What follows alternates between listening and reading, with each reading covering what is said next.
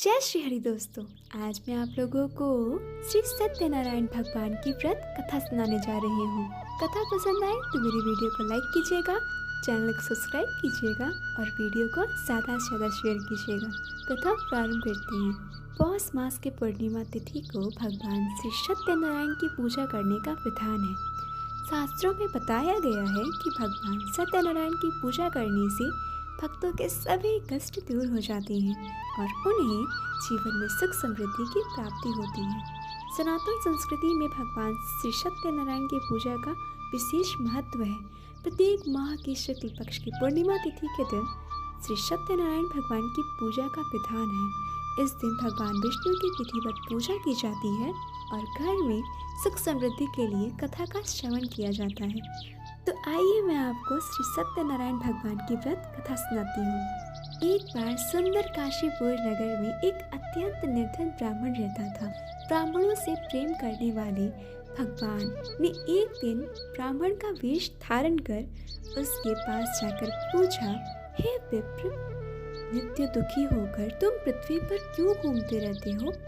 दिन ब्राह्मण बोला, मैं निर्धन ब्राह्मण हूँ, भिक्षा के लिए धरती पर घूमता रहता हूँ। हे भगवान, यदि आप इसका कोई उपाय जानते हो तो हमें बतलाइए। वृद्ध ब्राह्मण कहते हैं कि सत्यनारायण भगवान मनोवांछित फल देने वाले हैं, इसीलिए तुम उनका पूजन करो।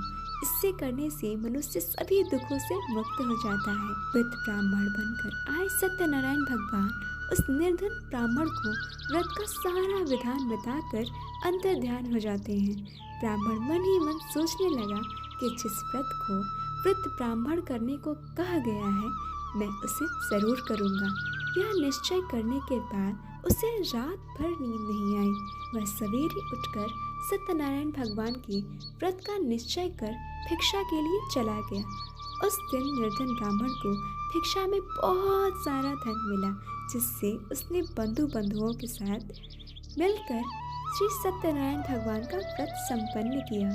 भगवान सत्यनारायण का व्रत संपन्न करने के बाद वह निर्धन ब्राह्मण सभी दुख से छूट गया और अनेक प्रकार की संपत्तियों से युक्त हो गया। उसी समय से वह ब्राह्मण हर माह इस व्रत को करने लगा।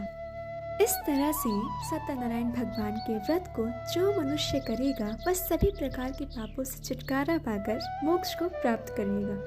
सूत जी आगे बताते हैं कि जिसने इस व्रत को किया है वह सब सुनो।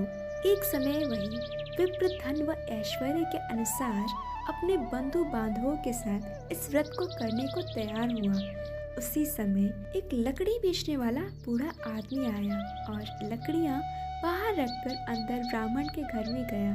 प्यास से दुखी वह लकड़हारा उनको व्रत करते देख विप्र को नमस्कार कर पूछने लगा कि आप यह क्या कर रहे हैं तथा इसे करने से क्या फल मिलेगा, कृपया मुझे भी बताएं। ब्राह्मण ने कहा कि सब मनोकामनाओं को पूर्ण करने वाला यह सत्यनारायण भगवान का व्रत है।